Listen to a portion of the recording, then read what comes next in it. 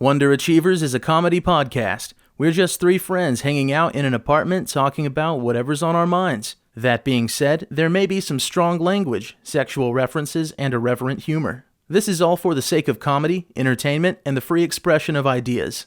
Thanks for listening. Now on to the episode.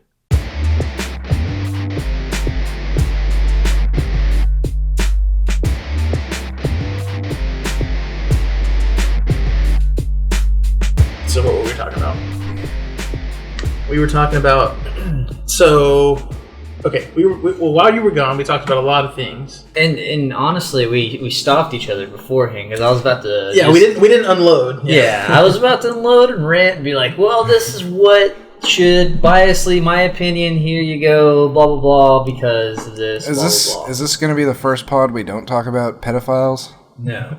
They might still sneak their way in there somehow. But we were talking about, like, whenever bands, like, whenever they experiment with, like, their sound, we were saying that it's always okay for the instruments, like guitars, drums, bass player, whatever, to, like, play around with their style and stuff. But the thing that you can't change is the lead singer. Like, if you change the lead singer's vocal style, it kind of messes up. It, like, becomes like a whole other band. What the fuck are you talking about, man? Van Hagar totally ripped Van Halen out of the water. And that's... Dude,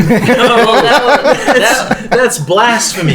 That was mainly because the era that Sammy Hagar actually came in to Van Halen. So even before I say this, Van Halen, the brothers, guess what? What? They were sellouts from the beginning. They wanted to make pop music. Like, that was their thing. Oh, really? Yeah, they're like California party rock, you know, that's what they wanted.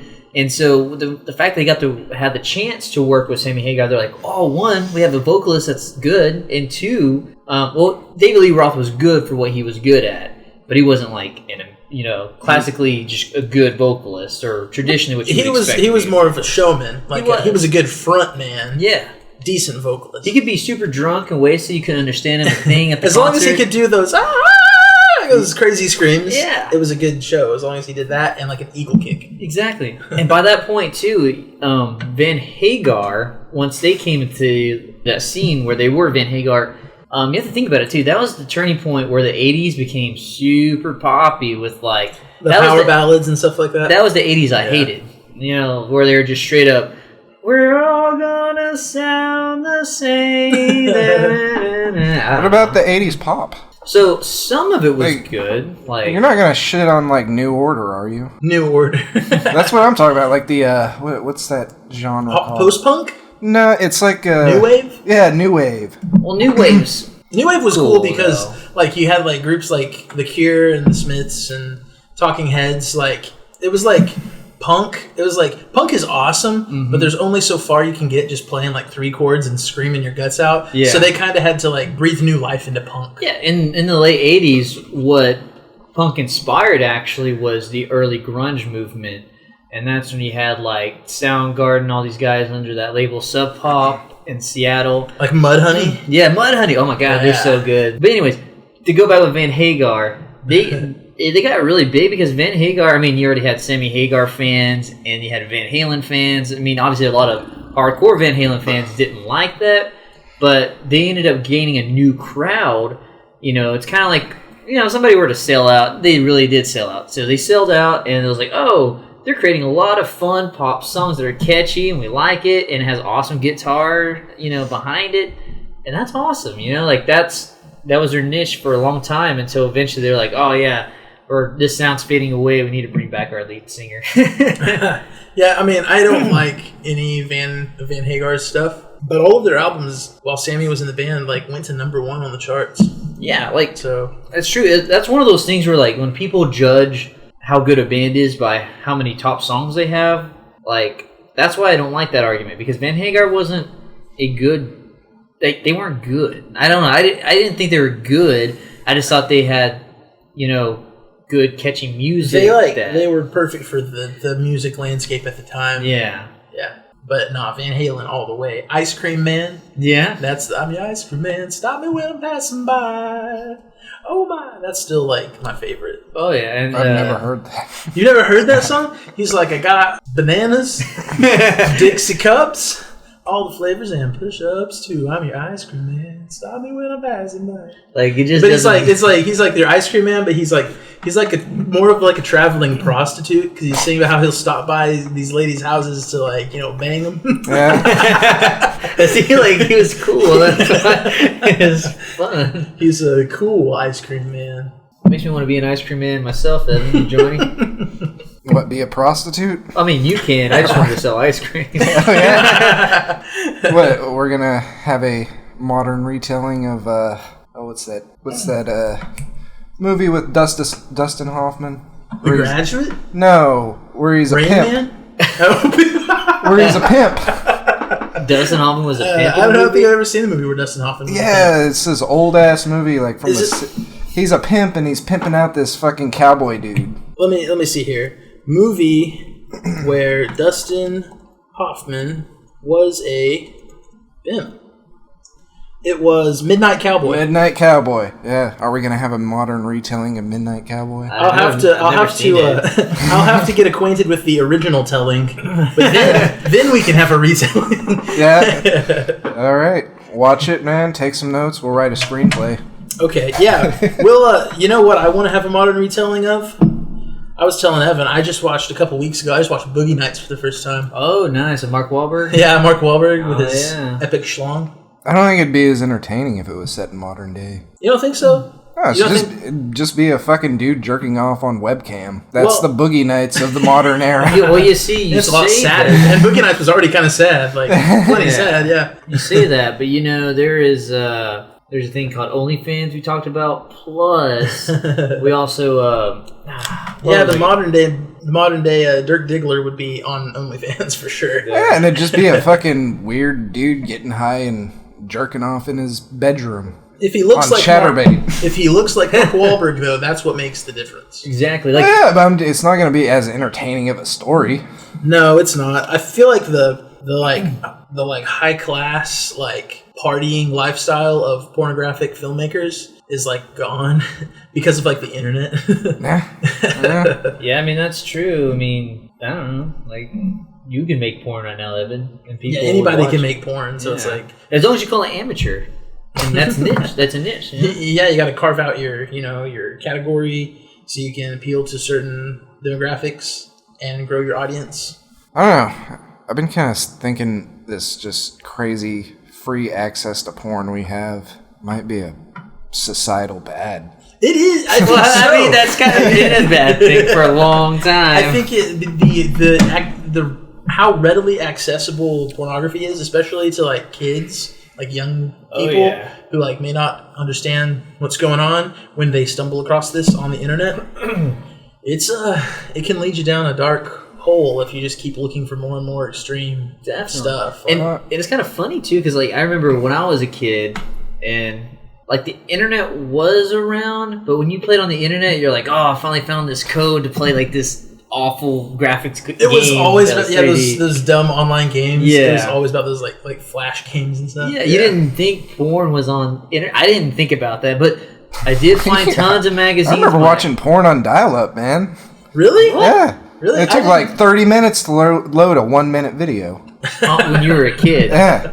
Dang. Well, see, you were an early bloomer. Exactly. I mean, yeah, you were just. We still had dial-up. Wi-Fi really way. didn't become a big thing until the 2010s. Yeah, 2010s. But I mean, I really didn't have internet in my home until around 2010. Yeah. I remember my parents got Wi-Fi because we got those laptops from Sequoia. Yeah. And I was like, Mom, Dad, I need Wi-Fi. Yeah. That was honestly it. That's honestly what made my mom want to get it too. But also she was doing online schooling. So she was like, oh, we got internet or Wi-Fi, this cool thing called Wi-Fi. Or actually, whenever we got it, it was, we were in a place that we couldn't get Wi-Fi. So she had this Verizon Mini thing. Oh, one of those routers that plugs into the computer. It's like a hotspot kind of thing. Almost, but it's it was a really small jewelry box looking. It was pretty cool because now I think about it, I'm like, man, that was pretty advanced for Verizon to have. Oh yeah, it was almost like a mobile phone that could be portable wherever room you were in. It was just whatever was closer to that device, and that device worked wherever we were. Interesting. I was like, what? This is a portable router. How come we still don't have this? Right? Yeah. Yo, we had dial-up So I did have internet in my home whenever I was like really little, but I like wasn't. It's like I wasn't allowed to use a computer yet. I was like too young to even like use a computer on my own. I was like 3 or 4, and I remember having. I remember the sound of dial-up, the modem. The weird beeps and buzzes. And I remember my uncle used it to download music illegally. He was on that like Napster in late 90s. And I remember our computer crashed. I don't know if that's why. It was because he was downloading music illegally. But I remember that computer crashed, and I never really got to play on it. I wasn't even really concerned about it because I was like a little kid. I just wanted to like run around outside and play with sticks and stuff. Yeah, nowadays, fucking, it's the complete opposite. Yeah, there's kids that never run around and play with sticks these days. They play with their own stick.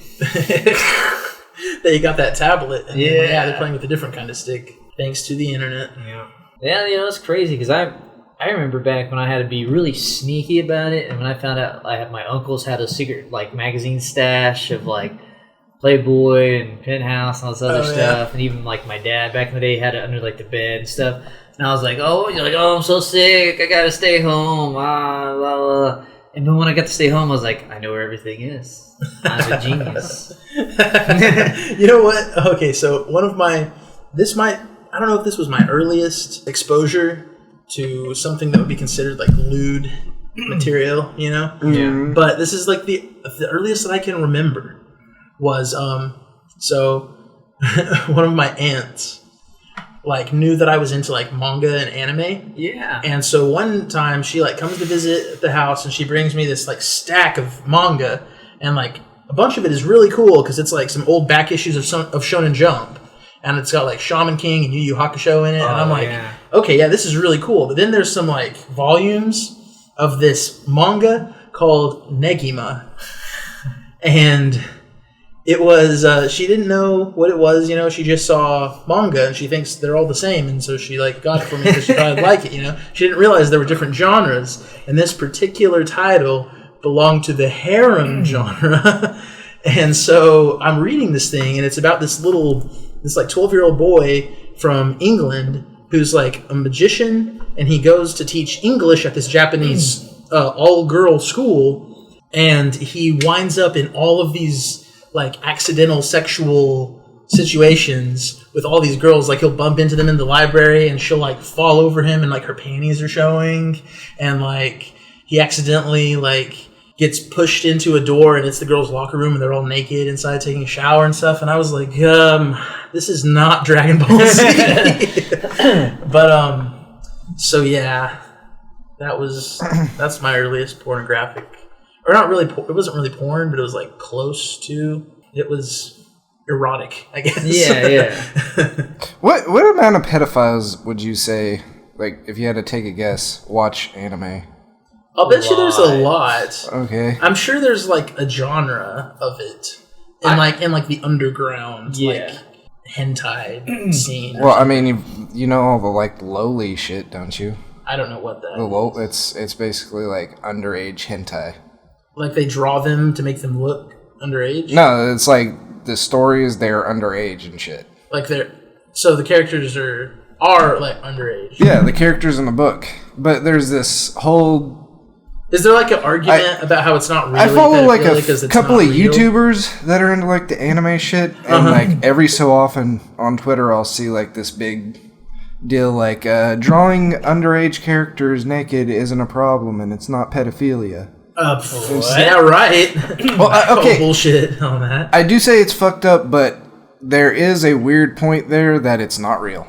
It's like, okay, so here's the thing: is that it's not on the same level as actual child pornography. But it is almost like you're advocating for it. Yeah, but it's like you're trying to achieve the same thing. It's like it feeds into that same problem. The machine, man. You're giving the machine power. Like it still feeds into pedophilia, which is fucked up. Even though like nobody is like technically like no underage people are getting hurt or anything. Mm-hmm. But it still feeds into like the idea and the fetish of like abusing underage. Yeah, and even when you're talking about harems, and even when I'm watching romance animes, and there's some harems I would watch, but only because like it's not like Gosh, it sounds weird to say, but I don't like watch because of the what do you call it? The fan service. Fan service. Whenever there's like boob shots and panty shots. I'm always kind of like, I don't like. Please skip the scene, and then. But some of them do have good stories. They have really awesome stories. Like there's this one called Ryuken, and then there's another one called Date Alive, which is really goofy. But I'm more a romance guy. But even then, it's like, whether it's a harem or romance, and maybe it's a Japanese culture thing, but it's always based on your youth. You know, it's like... It's kind of a weird thing about... Yeah. And it's like, I understand that it's made for, like, younger people. So it's like, they probably want them to, like, relate to it. That's why the characters are all, like, high school age and stuff like that. But it is weird to be, like, a 20 or 30-something-year-old man creating that, drawing these like teenage characters. There's one harem I watched that was also a romance. It was really good. It was called Golden Age, and they were in college. And so I was like, this is relatable to me right now. And so, it had its shots or whatnot, but it was kind of weird because it wasn't as like out there in your face. It was kind of like they made it very, what do you call it? Taboo-ish in a sense, where like the Saibu kind of showed slightly a little bit, but it was by accident. But it wasn't as like, oh, there's her panties. Oh, here's this. But it almost kind of like, because they were adults, they were kind of like, there are some scenes where sometimes she would have like the hand moving, like doing it herself and stuff, slow motion. And it was like, this is weird because it's an anime, but it's also weird because it's like, but I don't feel bad because she's a college student, so it's like... Yeah. It's also weird from the erection you have while watching it. I'm trying to justify my boner right now. Like, maybe if I say it's a animated boner. It's like, this boner isn't real. Yeah. It's not a real boner. This one doesn't count. Yeah. No, it was just one of those things where it's like, it's like, skip the scene still, but, at least I didn't feel guilty watching that, But, I mean, that's any, like, when you're a kid watching movies growing up, like 3,000 Miles to Graceland, and, like, the immediate sex scene happens. You're like, oh, yeah, that's normal. Yeah. Plus, like, I mean, in Japan, anime isn't seen as this thing that's, like, for kids, necessarily. Mm-hmm. Like, it's more just, like, general media for all ages, Yeah. They do have specific genres that are for younger people. But anime as a whole isn't. Like how we think of cartoons as kid stuff, like they're not necessarily that black and white about it in Japan. You think that's Japan's way of getting back for Hiroshima? No, they blur their hentai. They censored it. That's how they get back at us for dropping those bombs. All these American kids reading these weird-ass Japanese books that are about, like, underage kids, and it's kind of sexualized and shit. Maybe that's what's making all the maps. They're like... it's a huge conspiracy, to corrupt the American youth. Yeah. That's how we'll get those Americans. You will all be pedophiles! Yeah, that would make sense. That would be revenge, but not necessarily for Hiroshima, but for... their introduction to Western culture in general to Japan, because that stuff really destroyed like their self-image, especially for women and stuff like that. Oh yeah, and that's where they had a lot of bad cases because they saw like our ads in general, and so they had like a case where American girls would have eating disorders, bad depression. A lot of them would get plastic surgeries to make their eyes bigger instead of squinty, Oh, yeah. So it was like a huge thing that happened. Like the Western standard of beauty. Yeah, like affected them hard. Yeah. So you could say that would be the revenge for that. Have you guys seen the Cholo culture in Japan? Hell no, that's awesome. Yeah, dude, there's like they're wearing like the flannel that's only buttoned at the top. It is like 90s Cholo, like East LA Cholo. They even drive like the lowriders and stuff like that. And they're Japan. Yeah, I saw this whole big video on it, and it was like this weird argument of like they're a minority, or they don't understand they don't have a concept of cultural appropriation that the Western world has. So they just see it as homage. Yeah, they just see it as like fashion. But I mean, they fucking lived life. Yeah. Without all like the gang warfare. Sushi food. Yeah, they're having taco grill outs. There's like a couple of Chola rappers. Really? Yeah, these little like Japanese Cholo rappers. Yeah. Damn, that's cool. We need a Japanese Cholo suicidal tendencies knockoff. like a hardcore punk band that's Japanese cholos. Oh yeah, I would love that. They probably have something like that over there. Probably Japanese music. I just need to search. Yeah, that stuff's actually really good. Oh yeah, there's this band. I know I've showed you them. The Maximum the Hormone. Mm-hmm. They are fucking cool. They're like jump the fuck up like new metal guitar riffs, like Slipknot type shit, with like bubblegum pop and some like punk rock and all sorts of stuff thrown in. And for all those listening, if you're a fan of Death Note, that's the band. Oh yeah, the English theme for the theme song for the English version of Death Note is Maximum the Hormone. I mean, it's kind of weird that over in Asia, it's just all the cultures, they don't have this like knowledge or the history of all this shit. They don't have the context. So to them, like, there's no thought in their head that they're doing anything that would offend anybody. They just like, this is what they do. I like this, so I'm just going to do this, and this is what I want to model my life after. Even to the point where you're like a Japanese rapper and you start using the N-word in your songs. Yeah, and it's like you have no cultural context like, this is to what the they racial. Say. This is, from my understanding, this is a good thing. Yeah, they're just like they just know that word is used in hip hop. That's their only context for it. Yeah, it's like how like the most popular like style is like the hip hop influence, like street style of like fashion, urban fashion. Yeah, that's like the most popular thing over in like China. You know. Yeah, no, it's true, and it's it's also one of those deals too. You look at China, and it's like they're not going to be like influenced by country, and they're not going to be influenced by things where when they see Americans, they think rednecks or something very nationalistic. Character. I think they think of us all as like selfish, arrogant. Yeah. We think we're just awful people, which 50%. They don't have any room to talk, man. Have you heard of the Uyghurs? The Chinese Muslim community. In China, Muslims are being like put in internment camps. Oh yeah, no, like the USA just seized like 17 billion like wigs that they suspect might have been taken from hair from those prisoners. Really? Yeah, that's being shipped over here from China. Whoa, that's pretty crazy. So China ain't got no moral.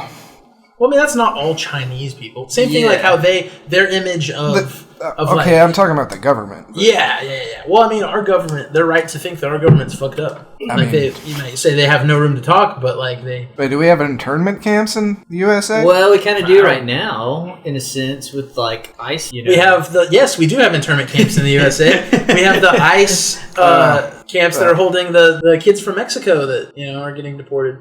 And we gotta work on that shit too. But and we've had tons of them in the past. Like whenever World War II was happening, we had the Japanese internment camps. Yeah, like we've done some terrible things to people just to make other people feel better. Yeah, in our country. I mean, Native Americans forced onto reservations, forced off their lands. Might not be internment camps, but it's pretty we're putting stock in boarding school area. I just want to say boarding schools. Yeah, I just want to say the Japanese internment camps were the brainchild of LBJ, a progressive darling. Wait, LBJ? That was his idea. Was it LBJ? Yeah, that was him.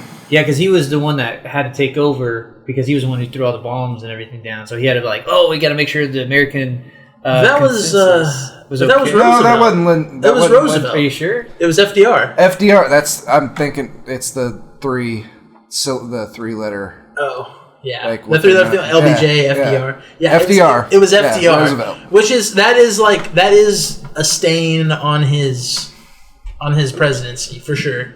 Like he's not perfect. I do think he did a lot of good shit though. Yeah, he did. He's kind of like it sucks. The New Deal worked. The New Deal. Have you read the study that says the New Deal might have actually lengthened the Great Depression? How? What do you It mean? did something like stifle growth, or like all the new shit they put into place kind of stifled growth for a while. It kind of had the opposite effect of what it was supposed to do. Sounds like they're playing Monday morning quarterback. Oh yeah.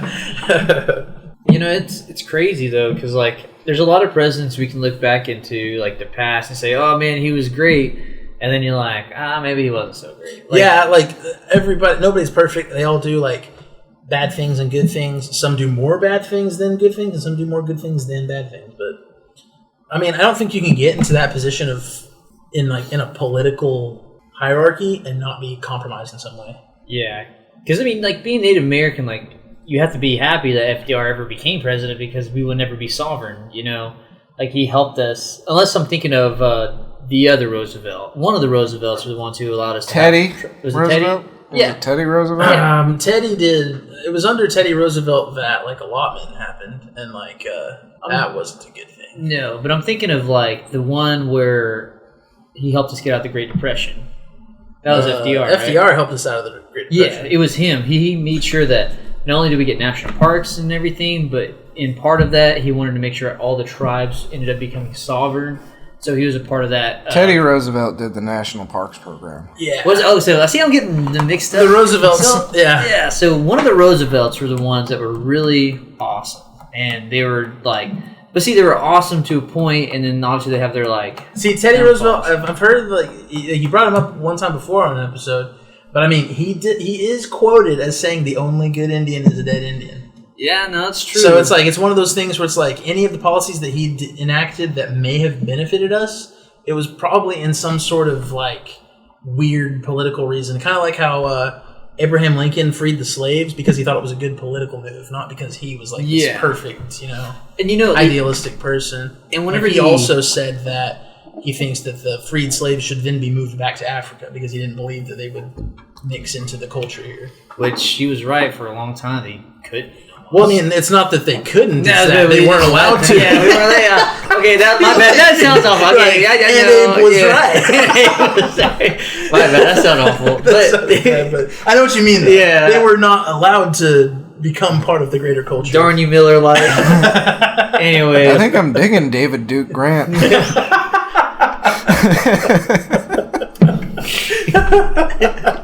Sorry, guys, I'm actually racist. It's like we're exposing Grant. Yeah, this episode we investigate Grant. Canceled. Canceled. Grant has been canceled for the rest of his life, and it's only episode 4. Yeah, only on the 4th episode. We didn't even get to season 2. Dang. I don't even know when season 1 will end. Right? I don't either. I mean, Teddy Roosevelt, like, he came from a different time. You gotta kind of have a little historical perspective on this shit. He was like during that era where he was the one that men did were men. That type of thing. But that's the thing, though, is he also, because that was the Rough Rider one, right? Like, he got the Rough Riders. Yeah. Well, guess what? One of his main people he wanted were Native Americans because they were tough and gruff. And, obviously what we know as stereotypical savages, of Native Americans. Yeah, it came from a place of internalized racism and stereotyping. But for him, it was weird because, like you said, at that time, because I remember reading up on it, he was talking about how he respected Native Americans as well because... He respected strength. Yeah, and that's why he went to the viewed West. Them as strong. Yeah, exactly, because he didn't get any of his people except from the Rough Riders. He went directly to the West because he wanted cowboys. He wanted people out on the plains, forging the frontier. Exactly. He wanted those pioneers, the tough ones. One of those kind of people, yeah. And I was like, he didn't want these people sitting back on the East Coast running factories. I mean, he came from a time where somebody fucking insulted you. You say, "All right, let's go shoot at each other." And that was totally legal. Duels. Yeah, I think we should bring back duels. Honestly. Oh, dude, we'd have such a nicer society. Like if you could have a legal pathway through you can have basically a bout to the death. Yeah. I mean, people would stop getting so worked up about just menial shit. It probably would put things in perspective. Yeah. I mean, if you're gonna get pissed off enough about something to shoot somebody, then that's probably the issue you need to be worried about. Yeah. Yeah, I mean, we could, and even if you didn't want to go as far as death, you could still kind of bring back what used to be a social norm where if you disagree with somebody about anything, you just go fight. Fisticuffs. Yeah, fisticuffs. A little brawl. Brawl. Back in the day, and then... I think I'd rather shoot at each other. That's too wimpy. You think you'd rather That's too wimpy? That's too wimpy. You want to fight because then you get to live and feel the pain afterwards. I was gonna say that's the thing because fighting, you can get brain damage and you can be messed up for the rest of your life. Yeah. So that is the scarier thing. I mean, I'd take a quick fucking death from a bullet, then get rendered retarded for the rest of my life. Yeah, but here's the thing. Let's say you're the tougher guy and you suck at shooting. Yeah. And the weaker guy wins. You spent too many months in the gym instead of at the shooting range. You're gonna be like, I'm voting for brawls over. Oh, and no modern weapons. No modern weapons. You gotta keep it to. I'd say the revolver? The most recent you could go is a black powder revolver. A black powder revolver. Yeah. Just add in a little bit of skill and shit. Yeah. So like anybody could have you wanted to go Old West with it. Yeah. Yeah. I can't listen. Yeah, Evan. Like some high noon shit is what you're on. Everybody would be so much nicer. Under threat of death. Then you just have people thinking, man. You sound like Texas. I really don't want to get in a duel. I don't want to shoot at this motherfucker or whatever. You're all right, man. Don't you think that would have a chilling effect on discourse and be a threat to freedom of speech? Whoever lives gets to speak. They have the freedom. It's like only the strong can speak. It's like, there's this cool theory called natural selection. We're applying that to civil rights. Yeah, we're very, very, big on activism, but we believe in natural selection. That's how we're going to solve everything. Well, you can't you can't ignore that natural selection is something that's... I mean, it happens. That's really gone by the wayside in modern life. How so? Well, we got, 6 billion people? Mm-hmm. You're telling me at least 1 billion of those people are, just have the genetics that wouldn't have survived in a harsher time? Well, it's because we've gotten to the point where humans are not living in a harsh time. If the human survival was something that was Ice Age. If it was like the way it was in caveman times where we're all fighting for survival, that's when natural selection kicks in. Right now, when we're living cream of the crop, it's some schlub can pull some chicks and get laid. Sure, no problem. And because it's they don't have to worry about the fate of humanity. Yeah. They're I don't got to save my, eggs for the future. The future's good. The future's taken care of. A little too good. We should adopt. Yeah. I had a weird thought. I read one of those articles where it was somebody shoved something inside their cavities and they got to go get it removed from the doctor. Yeah. Yeah, it was a kid who stuck a fucking power charger cord up his urethra and it got stuck in his bladder. What? A charger cord? Yeah. Like an iPhone charger? And it got me to thinking. It got the gear turning. When do you think humans stopped? No, when do you think humans developed that level of consciousness to where they developed these weird sexual deviancies? Because I can't imagine there was any cavemen that were shoving shit up their ass to get sexual gratification. I think that it's closer to that primal curiosity. Yeah. It's like what will this do? I think that's a very primal thing. What if I stick this in here? Maybe I gut myself. I don't know. I think that people died in very strange and dumb ways. Exactly. What's that show that was awesome? I used to watch 1,000 Dumb Ways to Die. Yeah. 1,000 Ways to Die. 1,000 Ways to Die. Yeah. That was awesome because I remember seeing these people do you would never die from this because you're not dumb enough to do it. Because you're not stupid. Yeah. And God, I wish you put that imagery in my head. I'm like, gosh, that hurts. It reminds me of the South Park episode where at the very end of it, it's whoever Eric, the main guy almost. Cartman? No, not Cartman, but Eric's the one with the blue. That's Stan, the blue hat. Yeah, Stan. So Stan was with this little girlfriend that was pink shirt or whatever. Wendy. Yep. And they were all in the clubhouse. They finally made up. She's like, all right, we're gonna do the dares stuff. And he's like, all right, cool. Dare me, whatever. I'm okay. I'll do whatever. She's like, stick this twig up your penis hole. And then at the end of the episode, and I was like, that would hurt so bad. Plus a twig, little pieces of wood you splinter off. I can imagine the pain right now. That's a hurting. no-go. That's a no-go. Have you guys ever had I know you have. Have you ever had who are you pointing at? A kidney stone? Yeah. Oh, you're Evan. He's pointing at Evan, not me. Yeah, it's the burning sensation of passing a kidney stone. Yeah, see, that was... I imagine it's that, but like 10 times worse. Yeah, I'm going to take a restroom break, but keep going. I might want to skip this one. Grant's like, I got some ideas I got to try out. I'll be right back. Evan, would you go to Disney World right now? Is he going to go jerk it in my bathroom? Maybe. We can't. I wouldn't go to Disney World anyway. Why not? I just never really was a Disney person, so there's not like some sort of childhood nostalgia that's just boiling up inside of me. Not even like Pixar, like The Incredibles? Nah, not really. Wall-E? I'm not a rides person anyway. I fucking hate roller coasters. You're not an amusement park guy? Come on. You telling me if we went to Six Flags tomorrow, you would not be down to ride the Joker? No, I don't do. I did the Wildfire at Branson. That's like a good mid-tier ride. Dude, it fucking freaked me out. Really? Yeah, I got off of it when I was fucking hyperventilating. Oh, God. I don't do heights. Oh, is it the heights that get you? Yeah, heights are fucking freak me the fuck out. I've never been in an airplane or anything. Really? Yeah. Yeah, heights scare me too. Like, I remember this one time I used to spend the summers working at the steel shop that my dad worked at, and I'd be out in the field, like, doing, like, labor with dudes that, like, we would, like, lay fiberglass up in these steel things and, like, paint them and stuff like that.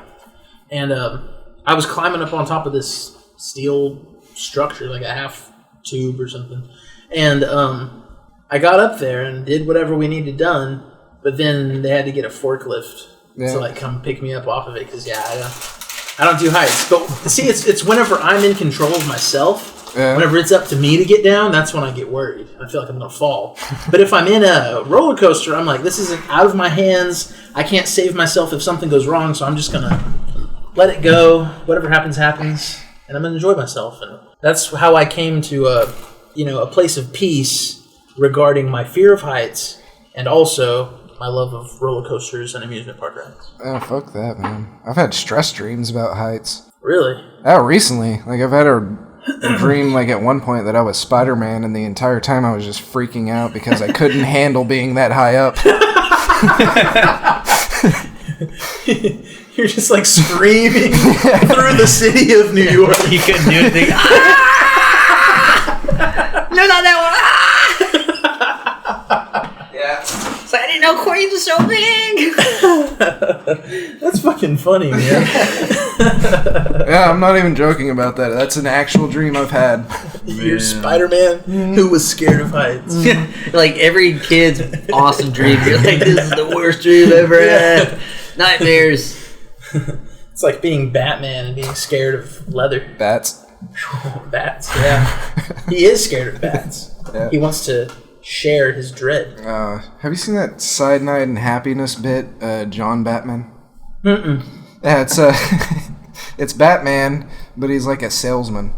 What does he sell? He's selling crime fighting. He's selling crime fighting? I'm John Batman. Yeah, there's one where he's like a salesman. He's like, just put a light in the clouds. I don't have a phone. Put a light in the clouds. I don't have a phone. You want baddies to be put in cages? Put a light in the cloud. And then there's another one that's the ASPCA commercial. The in the arms. Oh yeah. Yeah, there's another one that like that. That's with it. And he's like trying to provide criminals homes and jails. Cyanide and Happiness, underrated. Fucking, they're fucking funny. Hilarious animation. The new comics though, the comics that have been coming out ever since the dude that like started it, he like quit doing the comics and he like has he lets people upload like he hired people to write the comics and draw them. Do they suck? And they suck. But yeah, you got to go back like the OG stuff, like whenever he was the one doing it. And if you follow him on Twitter, I can't remember his name right now, but he's the guy who like created or co-created Cyanide and Happiness. That's crazy because they actually Cyanide and Happiness have their own show. Yeah, on YouTube. No, it's actually animated. So I didn't know it was on YouTube. So I was just randomly looking up, how to watch anime on my computer for free. And there's this show or this thing called Vivo or Vulu or not Vulu, but it's like Vive or something. But it has like all these indie cartoons that they support these indie artists and all that, and then they have all these popular stuff for anime, just cartoons in general and shows that they've made, and it's like really cool. And it's like, man, this is a really awesome thing. And that's when I saw the Cyanide and Happiness show on it. And I was like, oh, let's go ahead and have that. I had the free trial for a month, and after it ended, I was like, all right, I'm done. So, yeah. Show seemed okay. I mean, it was just kind of like, watching Family Guy in, Cyanide and Happiness mode. That was about it. Family Guy, it's a shit show now. But, like, the first, 5 seasons are amazing. I was going to say, I think their high point was season 4. Yeah. I remember there was this one episode where there's like this running gag throughout the episode that Peter is like a pirate. And it's like every time he enters a room or like responds to somebody, Yahar. it's like, Yahar! Ahoy, ahoy, ahoy! And like the whole crew like responds to him. And I don't know. That show used to crack me up. But yeah, I feel like it's fallen from grace. Like it followed The Simpsons. Like, it didn't have... I don't think it had as great as a fall from grace as The Simpsons did. Because The Simpsons was better when it was good than Family Guy was when Family Guy was good. But yeah, it's a similar thing. It kind of just fell off. I fell off of Rick and Morty hard. I did, too. I don't think I've finished Season 3. I didn't finish Season 3, and I have not watched any of Season 4. I haven't either. And I wonder if the... It was a fun show. It's just the fandom just got so...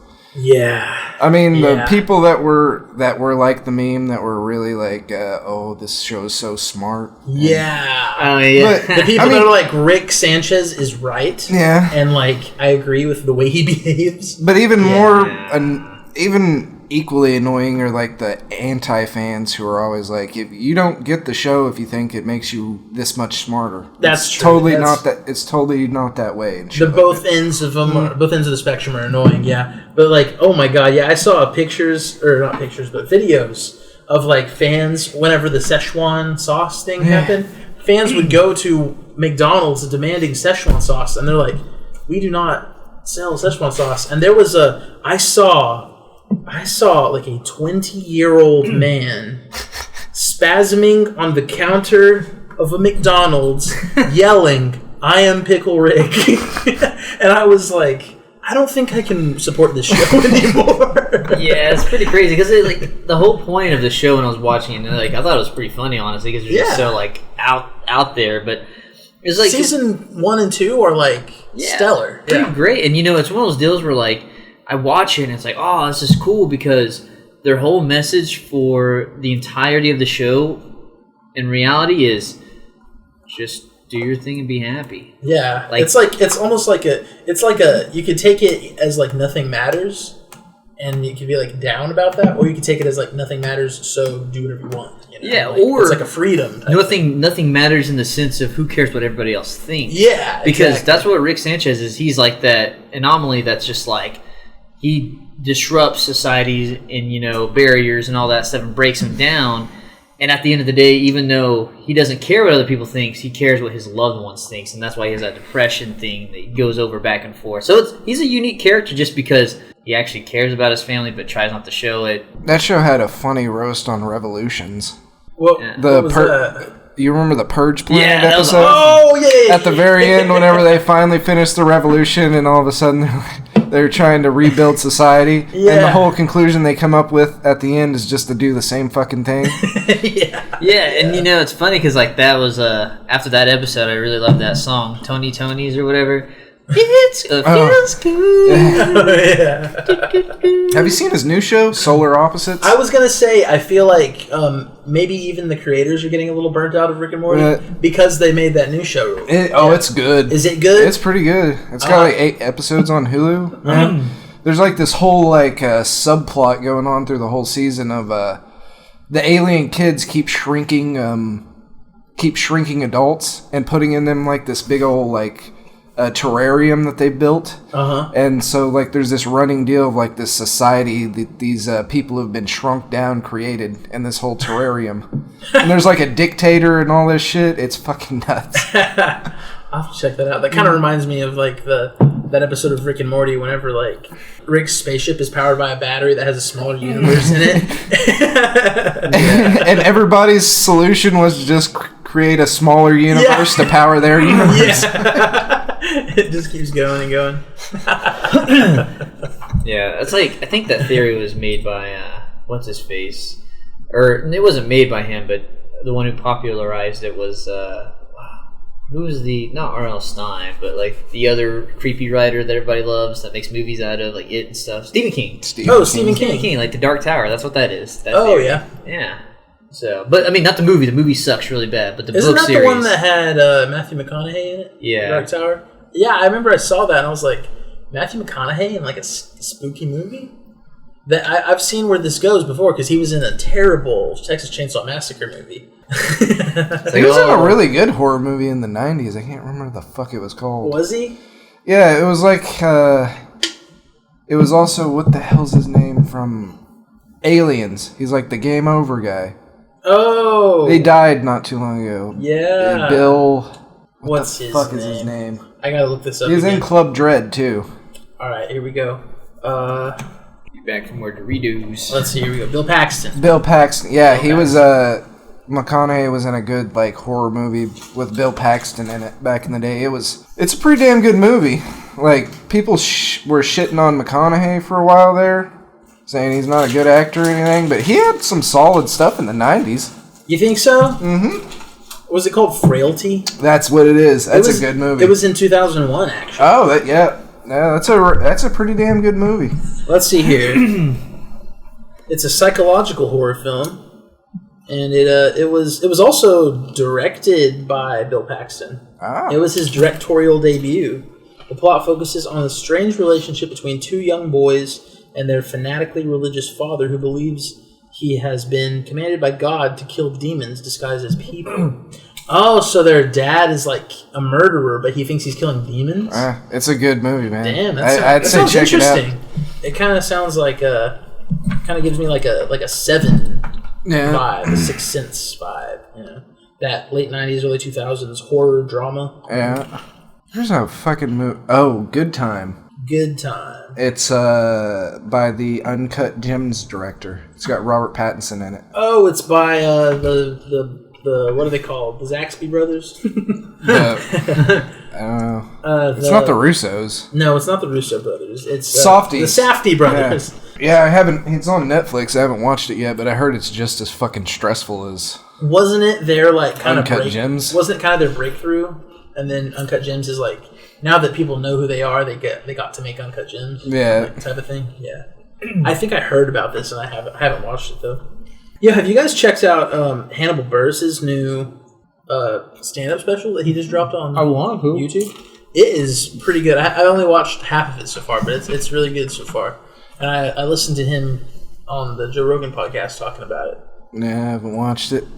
He's I think I'm going to take a page out of his book. He's moving to Ghana, Africa for like an indefinite amount of time. Like he's eventually going to come back, but he's like maybe like a few months or something. He just doesn't want to be in America in November. It sounds like he's just trying to do what Dave Chappelle did.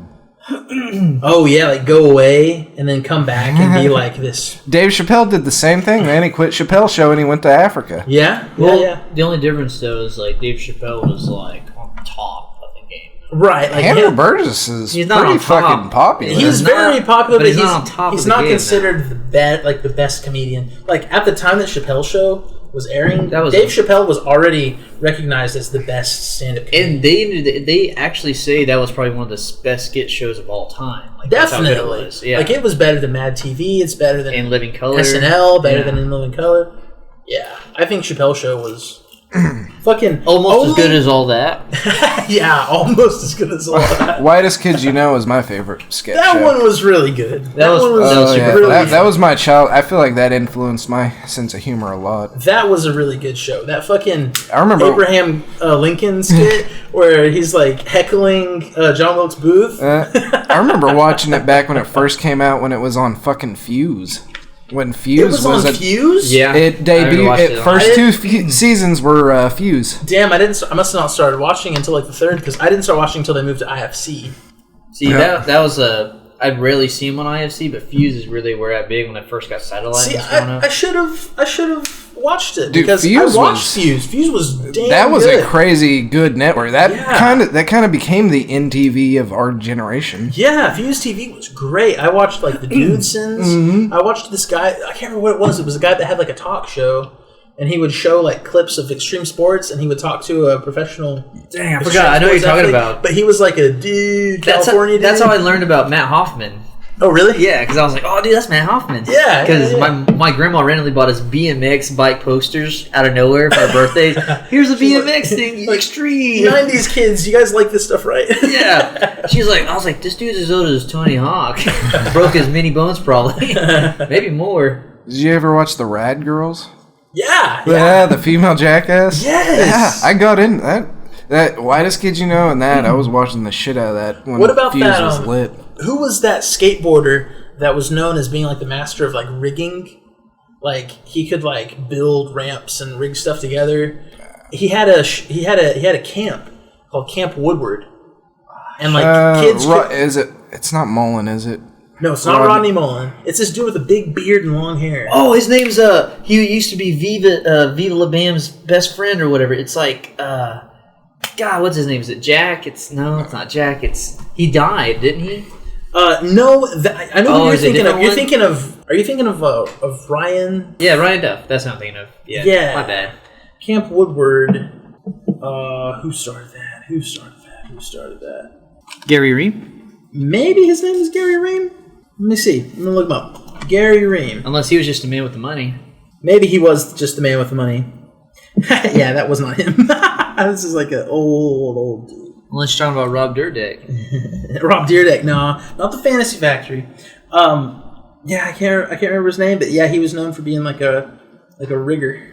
And I would watch that because it's like he would have like a show that was like a competition to see who could rig together the best like homemade skate setup, you know? Wow. It was pretty cool.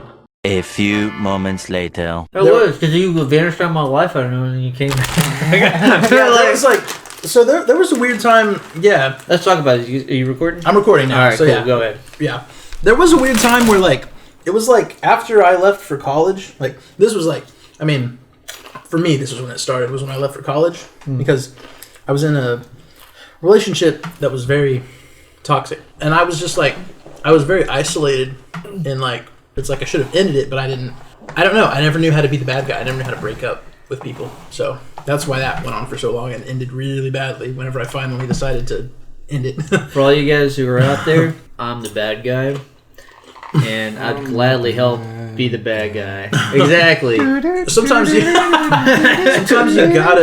gotta. I don't know. Through all of that, I learned I gotta do things that I want to do that make me happy. Heck yeah. It's not worth it to be unhappy for years. Definitely not worth it.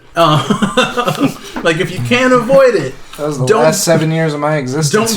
Don't be unhappy for years if you can. Like that's the most obvious advice in the world. But yeah, during that time, I just like I didn't really talk to you at all. Definitely, I didn't talk to you until like I got back from OU. The first U was Grant, the second U was Evans. Well, it wasn't even like what 2 years ago. We just like ran into each other at Walmart. Yeah. And you hit me up about working at the radio station. Yeah. Dude, I remember like I hardly talked to you. I mean, I would even visit Norman a lot, but it was for Right, and it was weird because I was supposed to be roommate. I was like, "Where's Colby?" I was like, "Oh, I was suffering in a toxic relationship." And I was like, "Oh, that happens." Oh well. It was I don't know. I don't want to get into that on the podcast. It was not. I much rather. I wish I would have just not had to deal with that situation. Could have just been his roommate at that time. That would have been much better spending of my time. But anyways, yeah, it was a weird time. And now it's like we've all like I feel like we all like when we all came back together, it's like we're different people than we were in high school. We definitely I would say I definitely evolved in some way. Me too. For sure. And Evhead as well. If you had known Evhead back in high school or grade school, my goodness, that was funny. My goodness, that was funny. Oh, we've all.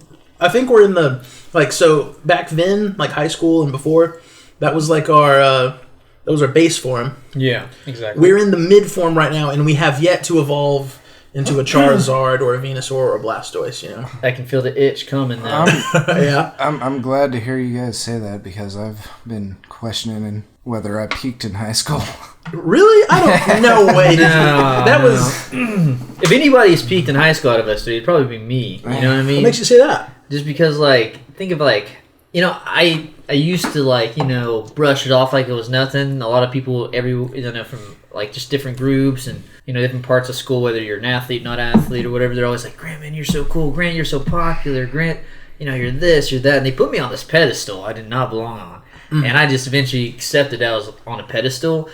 I was like Mr. Popular of high school. You were definitely the guy that knew everybody and was everybody's friend. Yeah. Like, still to this day, I still think of you as that's the friendliest dude ever. Like he can become friends with anybody. Yeah. Every time we go out to the bar, man, there's a million fucking people that are just like, "Hey, Grant, what's up, Grant? What's going on?" It's an issue I have. You're a social butterfly. I am.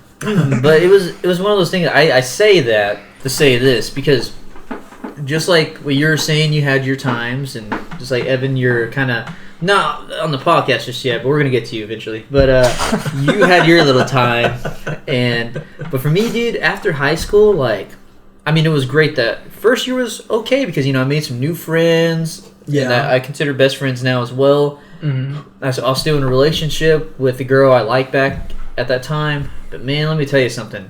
After that relationship ended, how it ended, and then like going from there to realize, man, do I even want to be at the school? You know, I chose the wrong school to be at, and I could have been at a different, you know, college or university. So I lost motivation academically. So I really stuck to my social like interactions in college, and yeah, I made a lot of friends and all that. But it was to hide my like. I honestly felt like I had really bad depression in college, and I didn't really want to talk to anybody about it. Yeah, that's good to talk about. Yeah. Yeah, and I was like, man, you know, because I remember one time I admitted to Podink, and I was like, you know, I was partying in Norman, and we're chilling, and he was like, man, you know, school's rough, GPA and all that, got to maintain a 3.0. I was like, dude, honestly, I don't even care.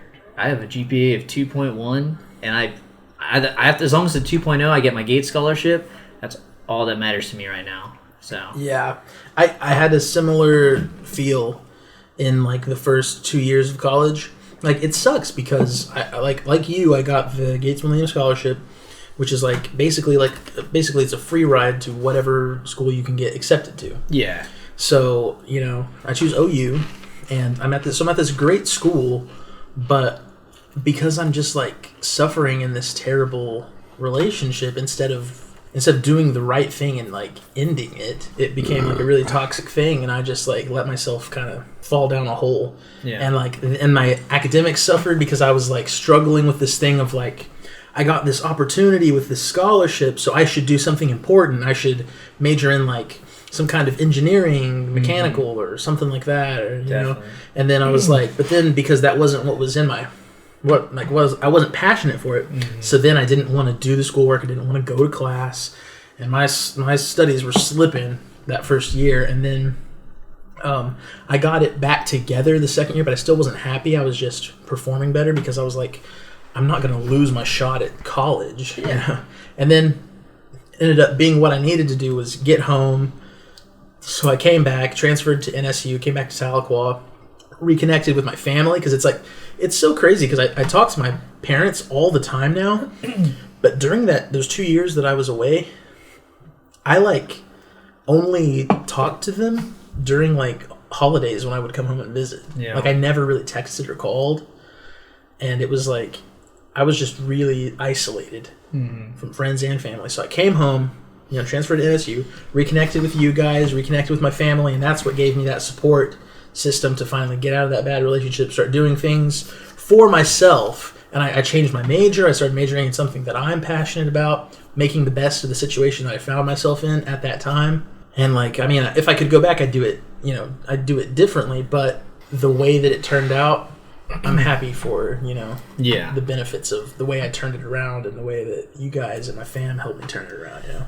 Yeah, exactly. And, you know, I thought it was funny because, like, whenever you were me and one of our friends, one of my people I would consider one of my best friends now that I met in college, me and him were hanging out, really good buds, because I everybody, all of us separated, I mean, I had Evan for a year, for like 1 year, as when I was doing the drama department. He left, another friend of mine, he was really cool, and he ended up leaving, so I was like, I don't want to do this anymore, everybody's kind of stuck up, and there's this girl, I wish I could mention her name and let her stay here so everybody could hate her, but I'm not going to say it, and she was awful. Wait, say it real quick and he'll edit it out. Alright, it's, yeah, I'll edit it. Wait, what was her name again? God, I forgot her name already. Are you talking about who I think you're talking about? It's definitely her. Senpai Is the... If I had an enemy in my life... Wait, did you bang? Senpai Heck no. Heck no. I thought that's where you're going with that. I have this thing called standards, alright? And she was not on that list, alright? I would have banged. Senpai I know you would have, alright? That's different, though. She's not bad looking, plus her weird acting like a cat shit. Come on, dude. No. Evan, I don't know. You're a wild card, dude. The whole point... Well, the problem is, man, I've just kind of entered this gypsy lifestyle where I'm just kind of trying whatever comes along and seeing if I can find a good joke out of it. I can tell you one thing. If you ever happen to I hit hook on up... man. Well, I mean, did you do it that one night when I told you I about hit this? on last Friday. Oh, really? Yeah, I was hitting on a Friday. Really? Yeah. I mean, I ain't gonna lie. When I was in high Dude, school... like, seriously? I was trying to get it in. Evan, okay, so for all of you that She don't was know... a kid, man. That's fine. That doesn't exclude him from anything. That doesn't exclude anybody from anything. But No, I'm just saying, like, you gotta respect boundaries, right? yeah, or like, I don't know, like, You should be a standard, but there isn't. I don't know. I don't know what I'm saying. Okay. In my defense, if I told you I had slept with would you not laugh? Well, I will say this. Yeah, I did hit on her, but she didn't actually specifically say no. So she didn't, like, totally knock you down?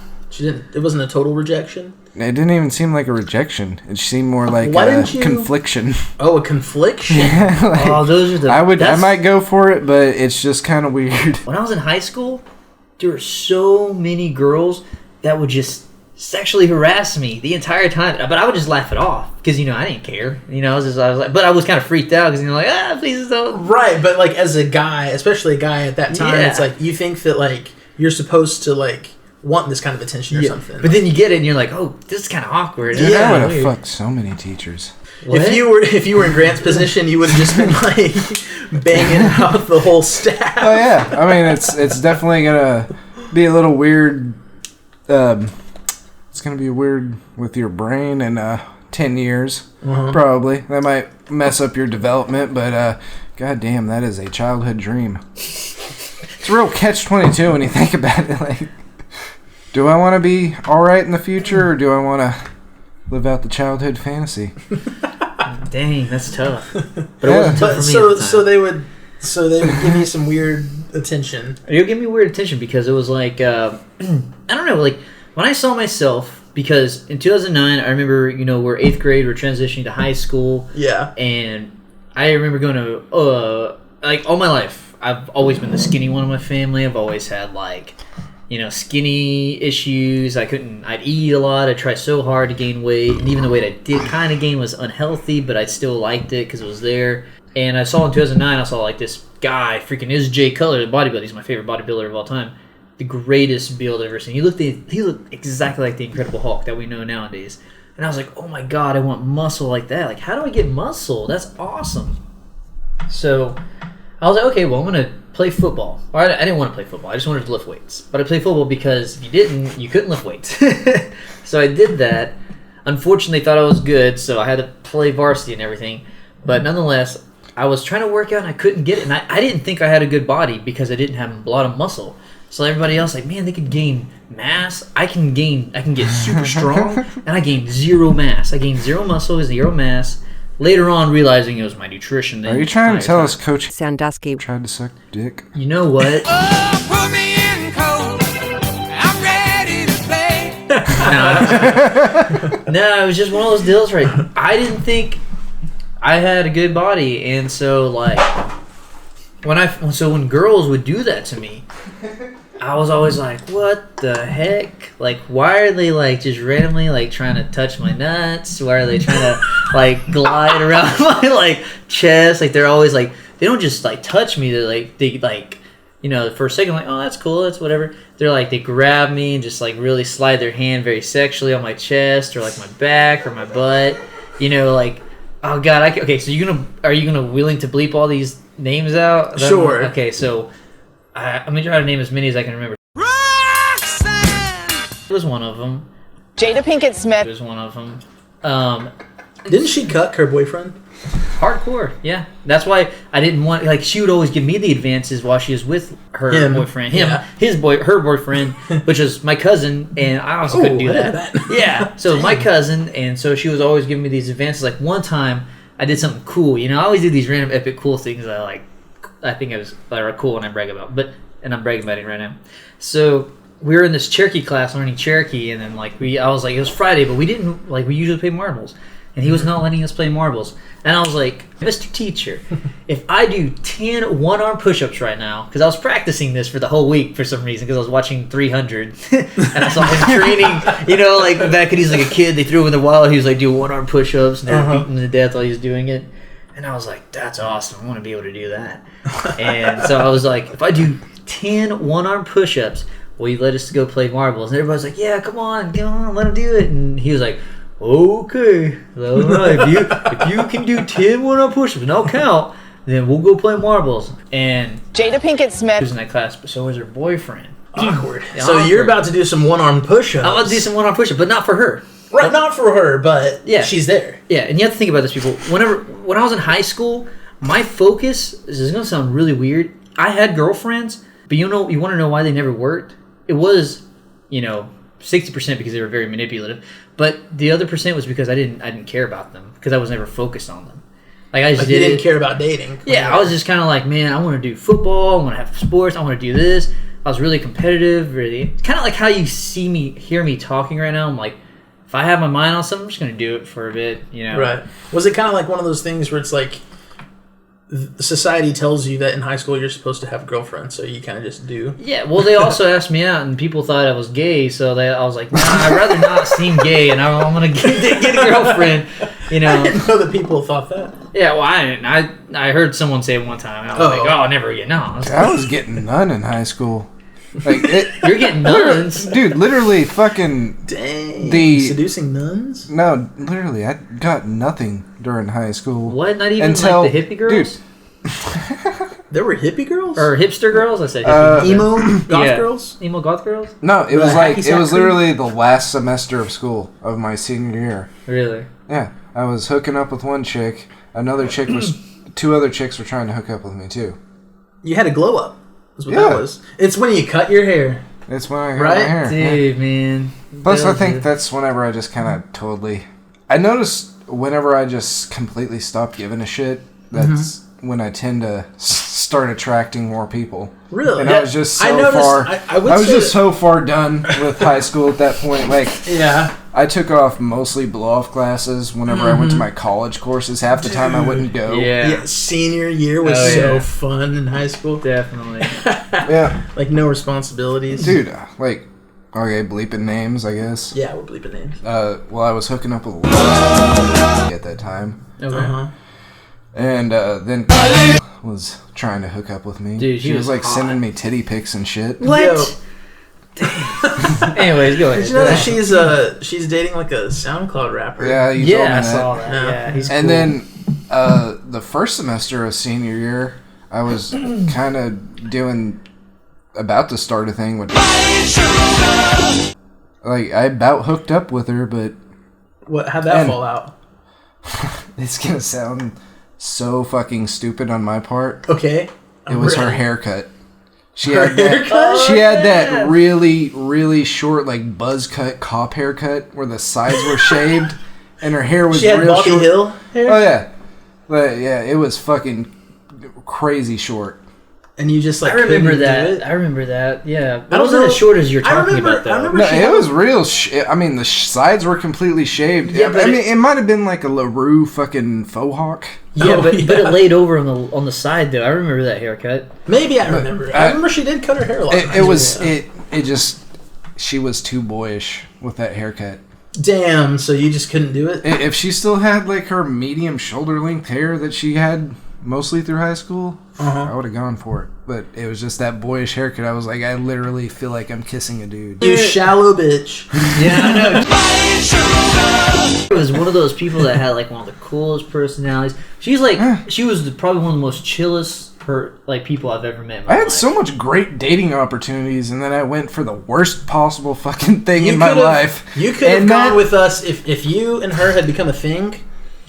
I drove my wife and her to Kansas City to go see the 1975 live in concert. I mean, Could have been a road trip. That's awesome. dude, it was awesome as fuck. I wish I would have stuck with her, but there was this point where I thought I was going to fucking Colorado for college. So I was like, well, I Right. can't get strapped down with this, and then that didn't Fort pan out. Lewis. And then at that point, it was just, that was kind of the deal, so it just felt awkward as shit. So- How was your journey from like end of high school to like when we all finally got reunited with each other? Oh, it sucked. It sucks. That sucked. So I know you went to NSU for like a year, right? Yeah, I got to like sophomore year and I dropped out after the first semester of sophomore year. What made you decide college wasn't for you? I just couldn't do the math, honestly. Oh yeah, math does suck. It is. Like If I didn't have to do a fucking math class, I could have got whatever degree I wanted to, except for math. Like, Well, the ones that math. Well, see, that's pretty dumb because Well- you knew I was great at math, and you should have asked me the whole time. It's like I don't know. it's like you could have went for one of those majors where it's like all you need is college algebra, and then once that's out of the way, Well, that's the thing. Like, I had to take like the remedial. I had to take the remedial algebra, and I barely passed that. And then once I got into like the real college algebra, I'm like, I don't do numbers. That's just throw me a philosophy class or a fucking history class. I fucking dig the shit out of history. Yeah. But it's just once them numbers come out, I'm fucking done. I can't. Yeah. I can't do it. I can't retain that information. Especially once you start throwing in shit like fucking fractions and all Yeah. that shit. I'm like, this does not compute. Yeah. So what then after you like I dropped just out? fucking went from job to job while being in a shitty ass relationship. Dude, man. Okay, so you know what's crazy is the second. So I didn't know you guys were dating, but I knew who she was before you guys were dating. It was a bad choice. Yeah, and I didn't want to. And I was kind of like with Kobe initially. I didn't. You know, I feel bad for both of you because maybe I should have intervened and maybe I should have been the bad guy you guys hated for a little bit. It's like I wanted to be like, Evan, this is gonna be the worst decision of your life. So I was just like, man, Evan's gonna have a rough time because he's kind of he's a sensitive lad. You know, I care for Evan. I'm not sensitive anymore, man. Yeah, I'm well, the you're most not anymore, insensitive you know? person in the Did those world. years harden you? Well, I mean, I'm still a sensitive guy. Like, Yeah. I don't fucking. I refuse to kill bugs. I find fucking brown recluse spiders in this fucking apartment, and I catch them and release them outside when I should step on the fucking things. But yeah, I'm a sensitive guy. It's just I don't know. I feel like I've gotten jaded enough to where my real just crutch on how to get through the day is to make a joke out of shit. Which is fun because I'm at that point where I make a joke about the most insensitive shit there is. And, It's gone to the extreme. and occasionally somebody will be like, God damn, dude. Just like, that's how I deal with shit. That's, Yeah. That's your coping mechanism. yeah, that's like, fucking, it's fun to laugh. It is fun to laugh. Yeah. And some of the best comedy comes from just the most tragic, horrific shit. What were some of the jobs you took after college? I mean, I was Dollar General and then fucking Family Dollar. That was right before I quit Family Dollar, and then I ended up at the radio station. Oh yeah. Don't ever work for a fucking dollar store. It is the worst goddamn customer service job you can take. Why? Especially if you're a cashier. What's If you're a the deal? cashier, well, okay, so it's not like a big fucking when they do cashier, you're cashier, but if there's nobody in that store, they got a fucking Like stock and stuff. oh yeah, they got like two of these big old deals full of shit that you need to stock. So if there's no like, if you don't see any customers, you go and fucking stock shit. Mm-hmm. And then that's why you get like a line of 3 or 4 customers. Because you've been stalking, right? Yeah, and then you gotta fucking go back over there and everybody's fucking pissed off. Like, what the fuck? Why isn't there anybody else around here to help? See, I see your point there. I've always thought those places need a bell. Mm-hmm. Like, well, some of them do have a bell. It's just they don't want to fucking... If you're gonna be a cashier, be a cashier. Just fucking sit there and wait for customers. Yeah. Because it creates a whole bad experience if you understaff this shit to where you got somebody stalking while doing the fucking cashier, and the fucking store is... Every goddamn store like this is set up just in a way to where wherever you're at in the store, you can't see the fucking cash register. Yeah. I mean, you'd think that they would want someone always at the register anyway, because it's like you could get robbed, you know, if there's no one manning the station. But also, you don't want to rob a dollar store. I mean, no, but if you're really desperate, you might be like, I know there's probably only $50 in that thing, but I want that. True. And you know, you think about it too, like, of course you're going to understaff. Like, oh, you had a bad experience at dollar store? Well, that sucks. It's a good thing you bought ice cream for only $1. Or hey, it's a good thing you got the detergent for like that's $1. Probably true. It's like, it's such a... And that's also probably why they like... Those stores pop up everywhere and they're so like abundant and like cheaply run is because they understaff and stuff like that. They cut those corners and then they're like, well, what do you expect from a dollar store? You know? Yeah. Didn't you also work as a janitor? Yeah, that was a shit experience. I think I was only a janitor for like 1 semester of the school. Really? Yeah. And I don't know. I actually tried at it the first few weeks, and then after that I was just like, I hate this. I hate this so much. Yeah, that doesn't seem like it would be fun, especially not at a school like how young did this... Was it like an elementary school? Yeah. Damn. Yeah. So yeah, little kids are weird. Yeah, you clean shit off the walls, man. And I don't know. You just kind of get this vibe working as a janitor, and everybody's just like, yeah, you're below me. Oh, yeah, like people just like looking at you wrong. I could see that. Yeah, which is like such a stupid thing, because it's like, without these jobs, like things like sanitation and like, I don't know, like people even think that way about like machinists, manufacturing jobs. They're like these like manual labor construction. People even think that like they're like, because they got some like corporate job or something, they think that they're like better than these people, and it's like society doesn't fucking work unless you have those people. No, construction's the most important job, man. Yeah, infrastructure and fucking spaces to do business and live and everything. Yeah. Like, exactly. Oh yeah, that's like fucking construction and trucking. If all truckers went on strike, like everything in the U.S. collapses. Yeah, because that's how we get our shit. That's how stores get stocks. Yeah. See, that's why that's why our system's kind of like, you know, sucks, because kind of what we were talking about, where it was like, you know, for all three of us, it was a norm for us to be like, well, after high school we're going to college. You know, some teachers like, you want to go to Votech, or like, we're going to go to college. How about that instead? Because, you know, if we can afford it, we're going to go to college.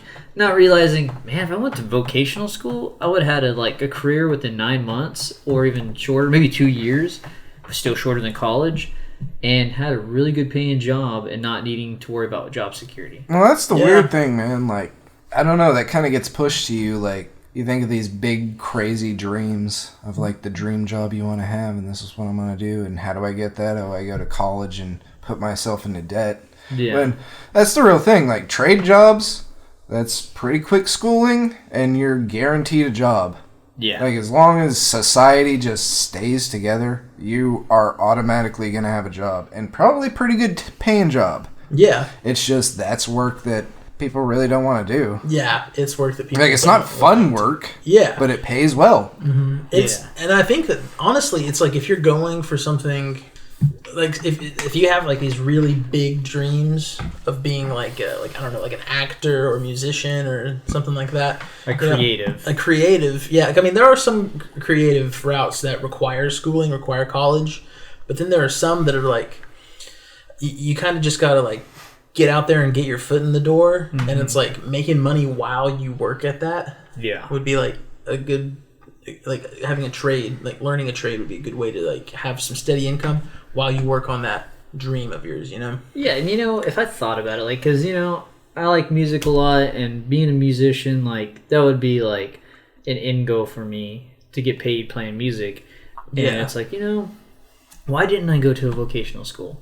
Maybe, I mean, for me, it was a lot of peer pressure from all my, family and all that, realizing that, oh, hey, Grant, you're actually pretty good at school and stuff. You can do this if you felt like it. And I'm like, yeah, I mean, I guess I could. I didn't really have, like, I guess I'll be a teacher. That's pretty professional. All right, I guess I'll be this. That's professional. But at the end of the day, I was like, I'm just going to do this because my plan A is to be a rock star. And that's what I'm going to do. Yeah, and it's like there's no school for that. You just kind of got to do it. Exactly. And so you need something to make money while you're trying to do that, Yeah. The real irony here is, like, fucking college. Literally the only useful thing about college at this point is just the collegiate experience. That is true, and actually. networking. Because, we talked about how we evolved and everything. With the internet, universities are useless. You can learn... When it comes to learning... You can learn every goddamn thing in those textbooks just by fucking researching it on the internet. Or even paying a monthly fee of $9.99 for this textbook. No, you're paying people a abysmal amount of money just for a fucking piece of paper when all this information is free. Yeah, there's teachers, there's professors in college that are just kind of there to recite the textbook and hand you packets, you know.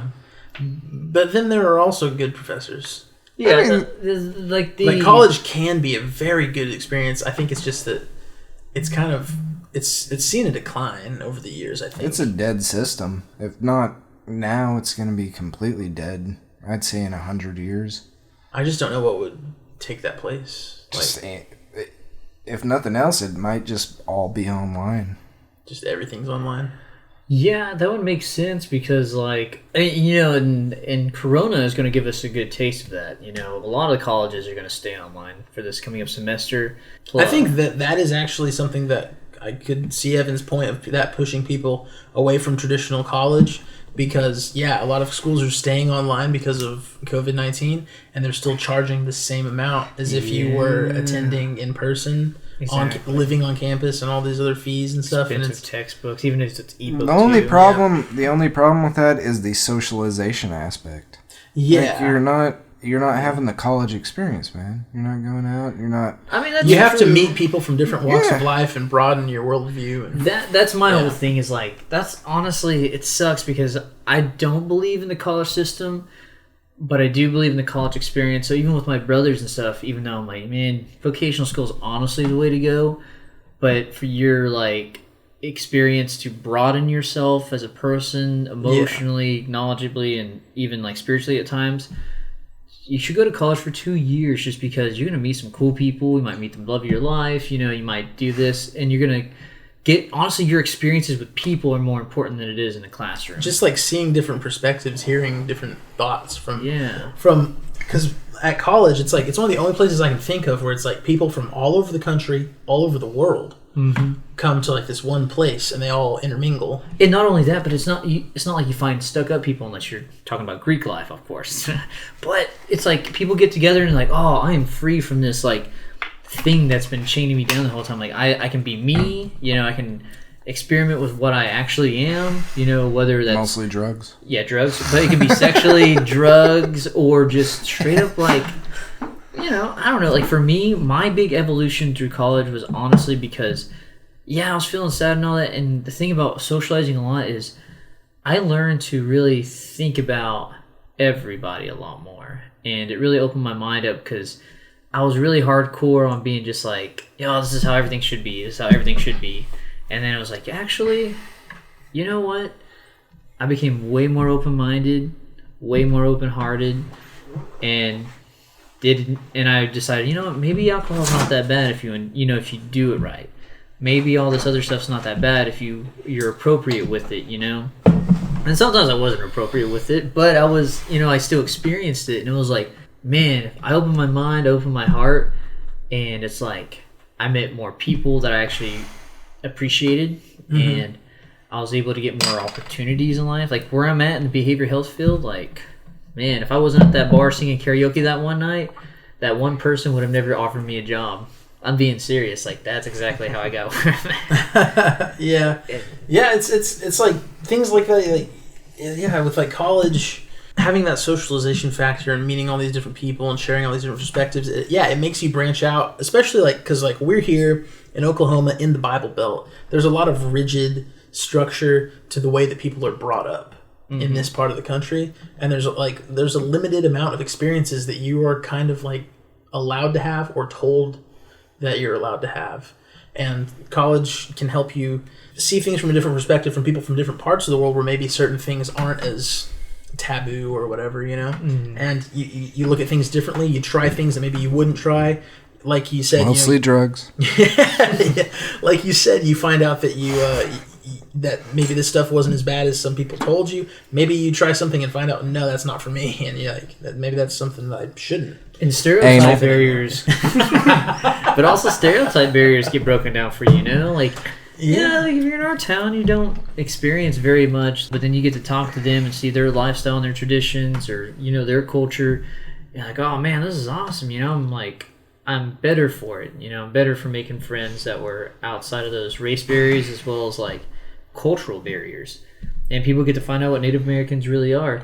I mean, Greek life is kind of like that weird, like, they force some kind of hierarchy in college, and that's what Greek life is. And Greek life. I mean, I've heard that some people get some positive things out of the Greek life. Positive things. But I just... for me personally, it always seemed overrated and kind of weird. And cultish. Yeah, exactly. Definitely. Like, I was at one of my best friend's weddings, and his wife was actually in a a sorority. Yeah, and they did this weird sorority chant for her and everything at the end of it, and it was like I was kind of like whispering to all the guys in the groomsmen. I was like, dude, this is literally a chant that cult people would say, and they're like, shh. Like, is some eyes wide shut stuff about to happen right now? I was like, I'm kind of scared, guys. I mean, I feel like you guys fucking finished. You had the whole college experience. I dropped out, man. And whenever I dropped out, I was in that fucking shitty relationship. And I feel like I completely missed out on this whole, like, socialization that most people go through. Is that kind of... that's why I think I'm kind of weird, is... Like, socially, I'm a little fucking awkward. Dating older women. And the lack of maybe, like, a certain amount of confidence when it comes to approaching social situations? I mean, I legitimately never was into the dating experience until now. Yeah. Like, I kind of missed all that shit back in, like, high school. Mm-hmm.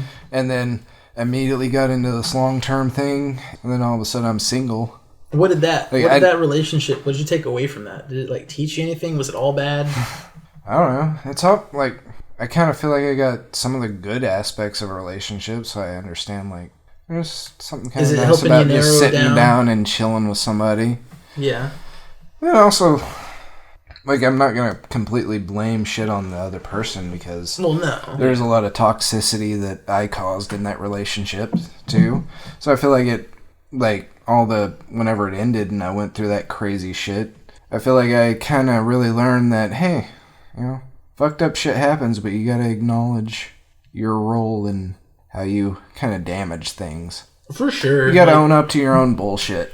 I think relationships rarely, like, bad relationships are rarely, like, one-sided. Mm-hmm. Like, I mean, every once in a while there's just this person that's, like, abusive or whatever, you know? But most of the time, a bad relationship is just two puzzle pieces that don't fit and trying to force them. Yeah. Exactly. You gotta acknowledge whenever your shit's just toxic. Yep. And, like, trying to grow from that, too, is important. Would you go to a... Strip mall? Strip mall? Would you go to Disney World right now? Right now? Yeah, during COVID-19. Wait, where's that at? Is it Florida or California? Florida. You know. No. Well, actually, not even California either. That's awful. Yeah, Florida set a new record for single-day coronavirus cases. What was that? Because Disney World reopened. Really? I was trying to look at it and see. Oh, dang! Yeah, 15,299 new cases in one day. 50,000. Holy cow! They whooped Texas. Texas had like 10,000 in one day, and that was the record before this. Man. So if anybody's gonna set that record, it'd be Florida. You know, if you think about it, do we really want Florida?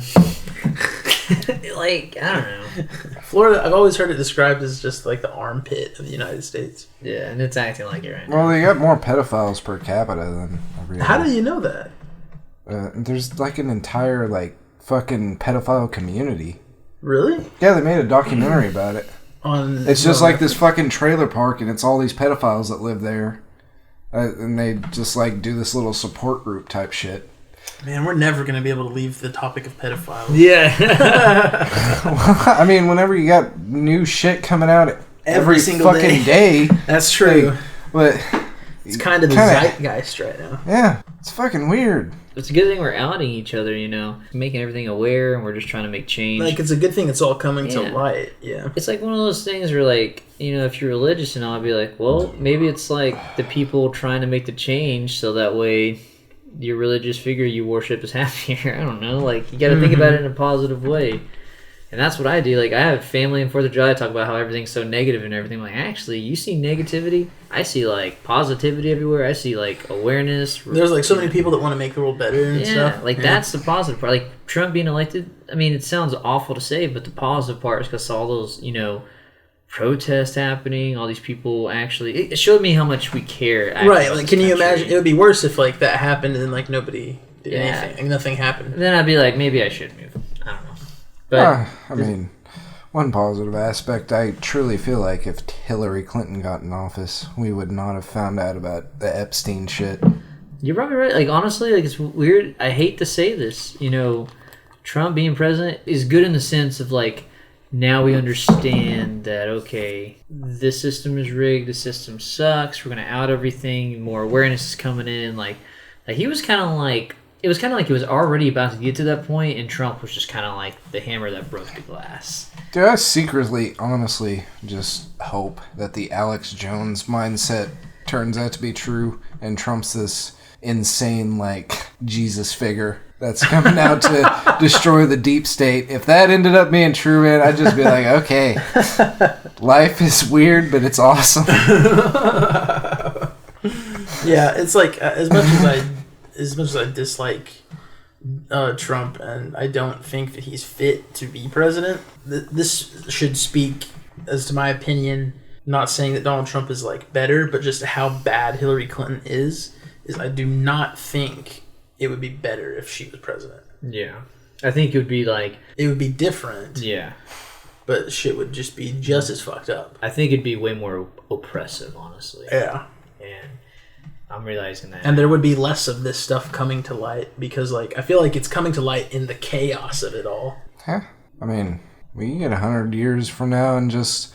Everybody says Donald Trump was a good president just because the chaos actually led to this weird awakening where we found out everybody was fucking pedophiles. Yeah, and you know what else I'm thinking too is like what's been popular for the past couple of years, I would say 10, is like these dystopian type video games that everybody loves. You know, they're RPG free roam, and to me that's training.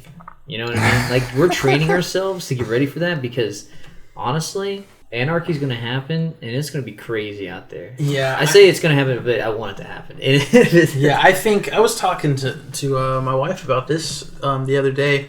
You know how, like, the pandemic kind of highlighted how when you have all of these people, like, the jobs that were considered essential, it's like if they didn't keep the country going, like people that work in healthcare, people that work in infrastructure, construction... people that work in, like, just even just the more, like, menial jobs, like at supermarkets and stuff like that, or you know, in sanitation, trash collectors, janitors. Yeah. Without those kinds of jobs, it's like everything kind of just stops. Yeah. You know, it's like it doesn't matter. Like you can be some Wall Street prick who's rich, you know, but like if the country isn't fucking moving, yeah, then like what do you just have all this money and you're just like sitting with it. So it's like I wonder if all of the like working class and the lower class, if it will become a point where we all are just like fed up with the divide in like income inequality, you know, and resource inequality. and people just start reverting back to smaller communities throughout the nation, and just like becoming self-sufficient and leaving the rich people to do whatever the hell they want on their own. That would be great. Well, Evan, wow, none of you know how to do anything. Yeah, you just grew. You're like Elon Musk. You're just born with money, and so you decided like, yeah, I'm gonna do some cool stuff, like a battleship or not a spaceship. Yeah, this car that zooms on electricity. Yeah. Zooms on electricity. Hey, who wants me, Oklahoma or Texas? Let me know. Anyways, Evan, go ahead and give us an outro, man. Okay. Fuck, I wasn't prepared. Yeah, shit's still kind of weird.